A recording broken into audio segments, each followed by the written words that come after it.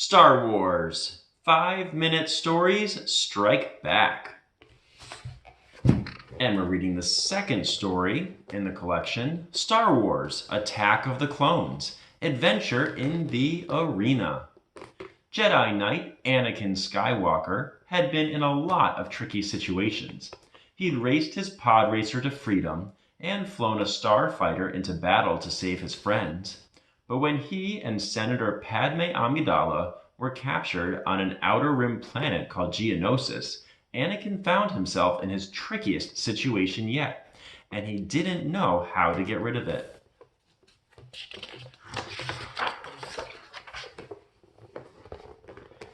Anakin and Padme had gone to Geonosis to rescue Anakin's Jedi Master, Obi-Wan Kenobi.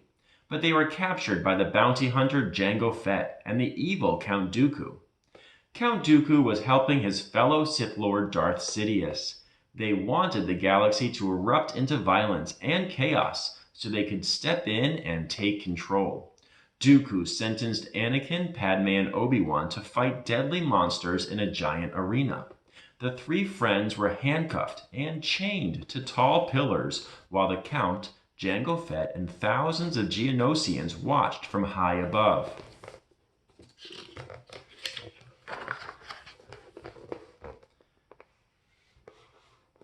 Anakin, Padme, and Obi-Wan exchanged worried looks as three massive creatures stalked into the arena. The first, a red and gray horned reek, roared as it lumbered toward Anakin. "I've got a bad feeling about this," Anakin muttered.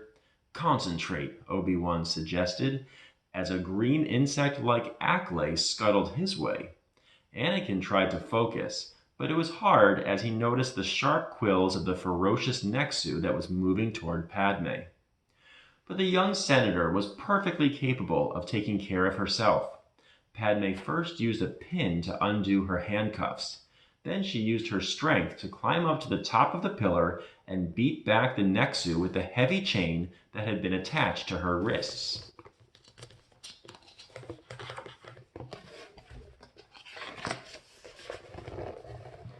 Anakin outsmarted the Reek. When the beast charged, Anakin jumped onto its back. The Reek reared back, breaking the chain from the pillar and freeing Anakin. Now he could help his friends. Anakin steered the Reek toward Padme's pillar, so she could jump down onto the Reek's back. Obi-Wan used his speed to avoid the Acklay. He zigzagged as the creature's sharp pincers pierced everything in sight, including the chain that bound Obi-Wan to his pillar. When the Acklay knocked over the heavy stone column, Obi-Wan quickly rolled out of the way and ran as fast as he could. Anakin and Padme steered the Reek over to Obi-Wan, and the Jedi Master jumped onto the Reek's back, holding on tight to Padme and Anakin.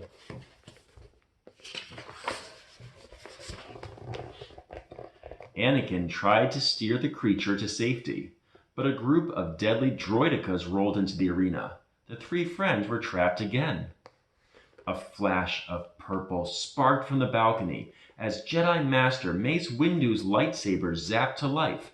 "This party's over," the Jedi Master said, pointing the fiery blade at Count Dooku and Jango Fett. The hum of lightsabers filled the arena. Dozens of blue and green blades blazed with power. Anakin looked around in relief. Mace Windu and the Jedi Knights had come to save the day. "You're impossibly outnumbered," Count Dooku said calmly. The Sith Lord was right. On the arena floor, hundreds of battle droids marched toward Anakin, Padme, and Obi-Wan. But Mace Windu knew the power of the Force. He and his fellow Jedi leapt down to join the three friends, and together they pushed back the army of droids. The arena was filled with streaks of blue and green light as the Jedi deflected blasts with their lightsabers. The Force was strong with them.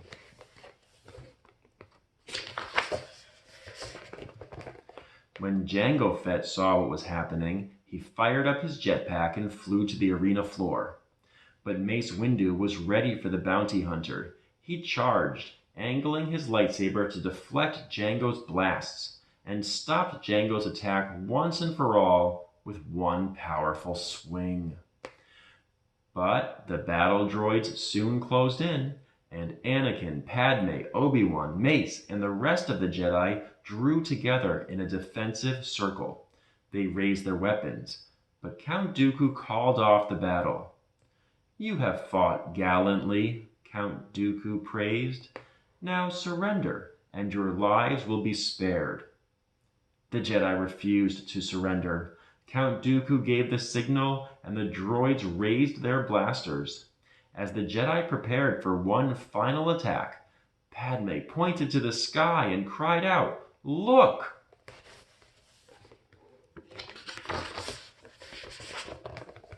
Ships swooped in from the clouds. Master Yoda had brought a clone army to rescue the Jedi. Anakin, Padme, Obi-Wan, and the rest of the Jedi quickly boarded the transports and flew to safety. Escaping the arena had been one of the trickiest things Anakin had ever done. He knew he still needed to find a way to stop Count Dooku, but he also knew something very important. No matter what the future had in store, Anakin and his friends would face it together.